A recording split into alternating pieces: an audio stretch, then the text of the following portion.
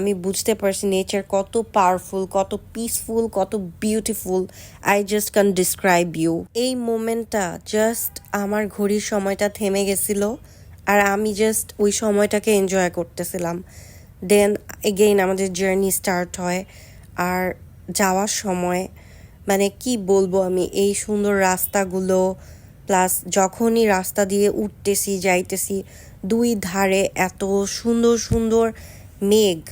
কিছু কিছু জায়গায় খুব ভয়ঙ্কর ছিল, কজ নীলগিরি ইজ অনেক উপরে লাইক অনেক হাইটে নীলগিরি। তো ওখানে পৌঁছানোটা অনেক বেশি চ্যালেঞ্জিং ছিল। আমরা নিজেদের গাড়ি নিয়ে গেছিলাম আর তোমাদেরকে বলেছি রাস্তায় আসার পথে আমাদের গাড়ি একবার গ্যারেজে নিতে হয়েছে।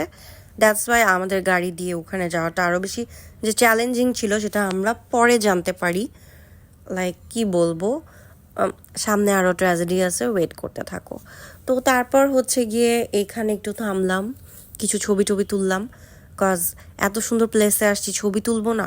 বাট হ্যাঁ, ছবি তুলেছি, বাট ছবি মনের মতো হয় নাই, এত বেশি সুন্দর ছবি আসে নাই বিকজ অফ ভিউটাই এনজয় করতে করতে ছবির দিকে আর এত খেয়াল করি নাই। ছবি একটা যেমন তেমন তুলেছি বিকজ অফ মেমোরি রাখার জন্য।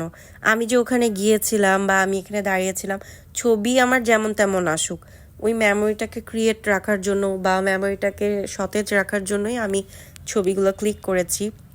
আর এত বেশি মানে সূর্য ছিল, যেহেতু সূর্যটা মাত্র উঠেছে, এটা কিন্তু অনেক ভোরবেলা, লাইক 6টা 6:30টার দিকের। তো যাওয়ার সময় যে এই রোদগুলা মুখে পড়তেছিল, এত সকালে আমি কোনো দিনই রোদ পোহাই নাই, তো ওই দিন আমার প্রচুর রোদ পোহানো হয়েছে, যেটা অ্যাকচুয়ালি বডির জন্য খুব ভালো। আর এরকম নেচারের কাছে গিয়ে বডিতে রোদ লাগানো তো আরও বেশি ব্লেসিং আমি বলবো। তো এই যে গাড়ির সাথে সাথে কি সুন্দর করে সূর্য ফাঁকে ফাঁকে যাচ্ছে, আর এটার সাইডে কোনো বর্ডার নেই, জাস্ট এই গাছ আর এই গাছ লতা পাতা এরাই হচ্ছে গিয়ে রাস্তায় বর্ডার দিয়ে রাখছে। তো এটার মাঝখান দিয়ে যেতে কিন্তু ভিডিওতে এখন যেমনই লাগুক না কেন, সামনাসামনি অনেক বেশি ভয়ঙ্কর ছিল। আর যে গাড়ি চালায় বা যারা গাড়ি চালায় যায়, তাদের দুর্দান্ত সাহস না থাকলে এখান দিয়ে এভাবে গাড়ি চালায় উঠা আর নামা মানে পসিবল না আসলে। তো তারপর কিছু কিছু স্পটে তো আমরা থেমেছি পিকচার্স তোলার জন্য। দেন এখানেও একটু কিছুক্ষণ থামলাম, এখান থেকে অনেক সুন্দর ভিউ ছিল। মানে কি বলবো, বাংলাদেশ ইজ রিয়েলি বিউটিফুল, মানে বাংলাদেশ এত সুন্দর, আমি মানে মুগ্ধ হয়ে গেছি, মুগ্ধ। আর এই যে ওরা সুন্দর নিচে পাহাড় থেকে, ওরা অনেক কষ্ট করে বাবা, প্রচুর কষ্ট করে পাহাড়িরা। ওরা এই নিচে নামে, এত নিচে, এটা কিন্তু অনেক নিচে, নিচে নেমে ওরা এরকম করে ফ্রুটস অ্যান্ড ওদের যে শাকসবজি ওরা কালেক্ট করে নেচার থেকে, দেন ওগুলোকে ওখানে চাষাবাদও করে ওরা, দেন ওরা উপরে উঠায় নিয়ে আসে। ওরা অনেক হার্ডওয়ার্কিং ভাই, প্রচুর হার্ডওয়ার্কিং ওরা। তো এই জায়গা দিয়ে ভিউ যেরকম সুন্দর, এখানে কিছু ছবি আমরা তুলেছি যেটা আরও বেশি সুন্দর আসছে। তো যাই হোক, ছবি তো আমি এখন আপনাদের সাথে শেয়ার করছি না বা আমি করতে চাইও না, বাট হ্যাঁ, নেচারের কিছু ছবি আছে যেটা আমি সুন আপলোড করে দিব তো আমার প্রত্যেকটা প্ল্যাটফর্মেই। সো এটা আর আরেকটা জিনিস কি, এই ব্লগিংয়ের মাধ্যমে না আমি হচ্ছে গিয়ে আমার মেমোরি ক্রিয়েট করতে পারি। সো এটা তোমরা শুনো, দেখো এখানে কি হয়। মিষ্টি এটা খাও।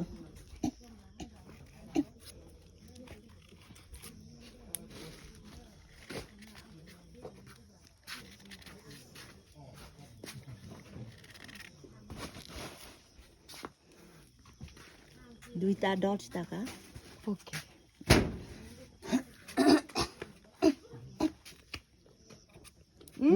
মজা, অনেক মজা, অনেক মজা। মজা দে না। অনেক থ্যাংক ইউ। যাই হোক, উনি কিন্তু অনেক বয়স্ক, তো উনি খুব শখ করে বললো একটা পেয়ারা খেতে। তো আমি ওনার কাছ থেকে 2টা পেয়ারা কিনে খেয়েছিলাম, খুবই মজা ছিল, খুবই মিষ্টি ছিল। আর তাদের বাবুদেরকে চিপস দিয়ে আসছিলাম, ওগুলো আর আমি ক্লিপে নেইনি। তো তারপরে যে আমরা নীলগিরিতে চলে আসছি, আর নীলগিরি এত সুন্দর এত সুন্দর এত সুন্দর, আমি পুরো মুগ্ধ হয়ে গেছি। আমি কি বলবো, আমার এই পুরো ট্যুরটা অনেক বেশি সুন্দর ছিল। আমার মনে হয়েছে আমি মেঘের রাজ্যে আছি, মেঘের উপর ডুবে আছি, মেঘের ভিতরে আছি। তো নীলগিরিতে যাওয়ার পর সুন্দর সুন্দর ফুল লতা পাতা গাছ দেখলাম, আর এগুলা দেখে আরও বেশি মুগ্ধ হয়ে গেছি। এই ফুলগুলা এত সুন্দর করে তাকায় ছিল, মনে হচ্ছে আমাকে জাস্ট দেখতেছে ফুলগুলা। তো এটা পুরোটা এক্সপ্লোর করতেছিলাম, চারিদিক ঘুরতেছিলাম। অনেক সুন্দর, অনেক সুন্দর লাগছে আমার কাছে। আর আমার ফুল রিয়েলাইজেশন বলবো, এই 2 দিনে আমি একটা জিনিস রিয়েলাইজ করলাম, আমরা অফেন দূরে দূরে ঘুরতে চাই, ফরেন ডেস্টিনেশনস ড্রিম করি, বাট ওইটা তো অবশ্যই ঘোরা উচিত, পুরো ওয়ার্ল্ডটাই ট্যুর করে দেখা উচিত, আমি পার্সোনালি ফিল করি যেটা। But honestly our own Bangladesh is unbelievably beautiful. Bandarban শুধু একটা ট্রাভেল ডেস্টিনেশন না, এটা একটা ফিলিং, একটা এক্সপেরিয়েন্স, একটা পিস। সো যারা এখনও যাও নাই, আমি বারবারই বলবো প্লিজ যাও। আর এখানে পুরোটা ঘুরে আমার কাছে এত বেশি ভালো লাগছে যে আমি আমার ফুল ওয়ার্ডেও এক্সপ্লেইন করতে পারবো না যে আমার কেমন লাগছে। ওখানে আমি ঘন্টার পর ঘন্টা বসে থাকতে পারছি, লাইক আমরা প্রায় 10টা মতন হবে ওখানে, 10টা পর্যন্ত ছিলাম, নেচার উপভোগ করছিলাম। এবং নেচারে গিয়ে আমাদের মনে হয়েছে আমাদের নীলগিরিতেও ওখানে রেস্ট হাউস আছে, আমাদের উচিত ছিল একদিন থাকা।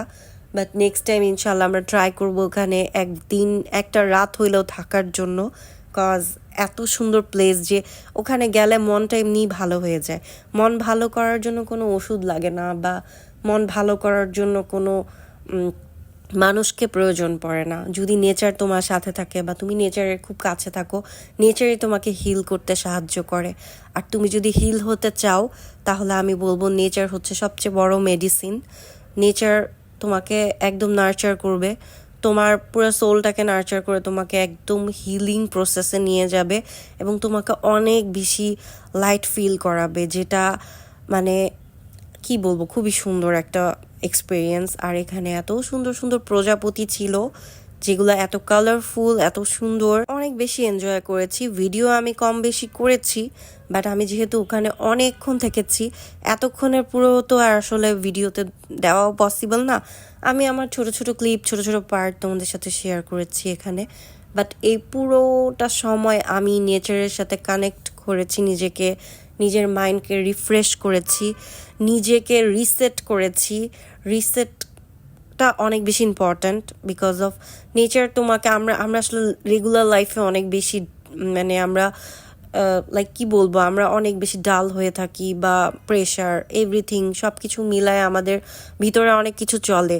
তো এই জিনিসগুলোকে রিসেট করার জন্য বা নিজেকে আবার ব্যাক করার জন্য নেচারে গিয়ে নিজেকে হিল করাটা অনেক বেশি ইম্পর্ট্যান্ট। সো এটা আমার রিয়েলাইজেশন। আই ডোন্ট নো সবাই এভাবে সেমভাবে ফিল করে নাকি, বাট আমি বলবো যে নেচার ইজ সো পাওয়ারফুল। দেন নেচারে গেছি, আর নেচারে বসে 1 কাপ চা খাবো না, তা তো হয় না।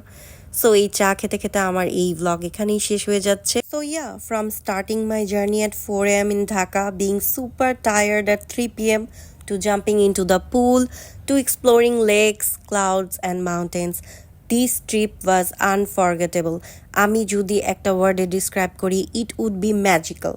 If you ever get the chance, please visit Bandorban at least once in your life, because some feelings, some views, some moments ক্যামেরাতেও ফুললি ক্যাপচার করা যায় না।